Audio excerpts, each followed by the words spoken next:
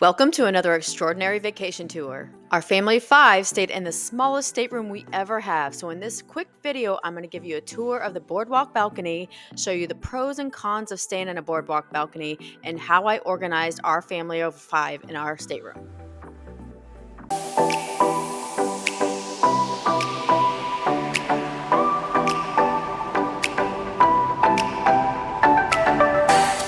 The Boardwalk Balcony on Oasis of the Seas is only 274 square foot. If you are a fan sleeper, then there's an extra plug on the right side of the bed, just here.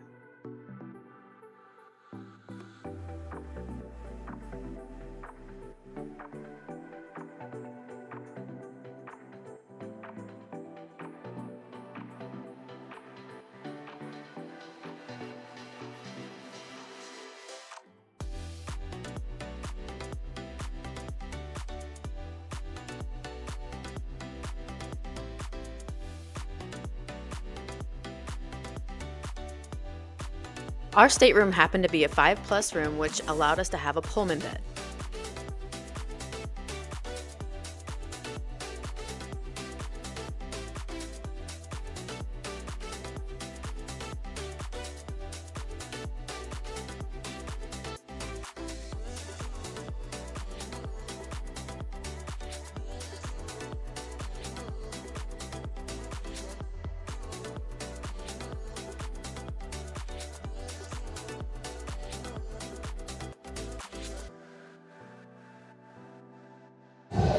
My favorite thing about the Boardwalk Balcony. You get to watch the aqua show practice throughout the day.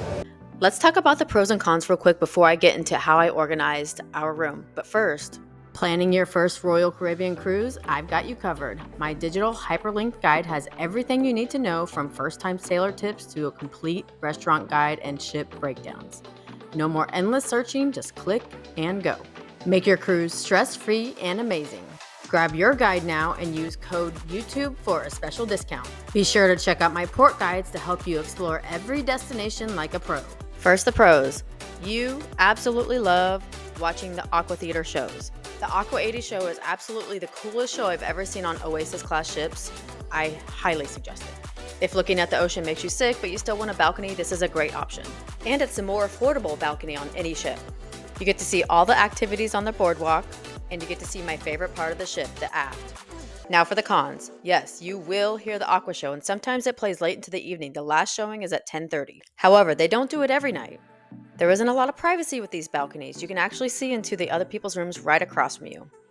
If you're looking for a direct ocean view, this is probably not the best choice for you, and they're not very spacious. And here's one that's both a pro and a con. You're in the back and you're closest to the windjammer and the main dining room. However, those are the busiest elevators and are sometimes so busy it takes a long time to get one. And now for how I organize our family of 5 in this small tiny room, and I'll have all the links in the description.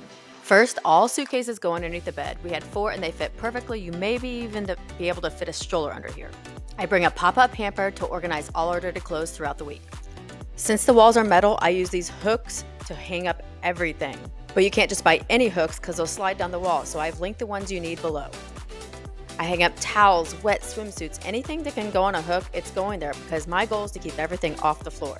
For this trip, since we were in a smaller room, I bought an over-the-door shoe organizer where we put our shoes, hair ties, suntan lotion, anything we can fit in there to get off the floor and off the counters, it went in there. Usually we have 2 closets in our staterooms. This time we only had 1, so we had to share the hanging space with our kids. And if you need more hangers, just ask your stateroom attendant. They are happy to give you some. Here are 2 things I forgot to get a video of, but they are awesome. A toothbrush holder that just sticks right to the mirror, and a stretchable clothesline hanger that you can hang all your wet swimsuits out on your balcony. It's amazing. Thank you so much for watching. I hope you found this helpful. If you did, give it a quick like and subscribe to my channel for more cruise tours, vacation tips, Disney everything in the future. Next up, we have a celebrity mom and dad vacation, our first one without kids. Stay tuned.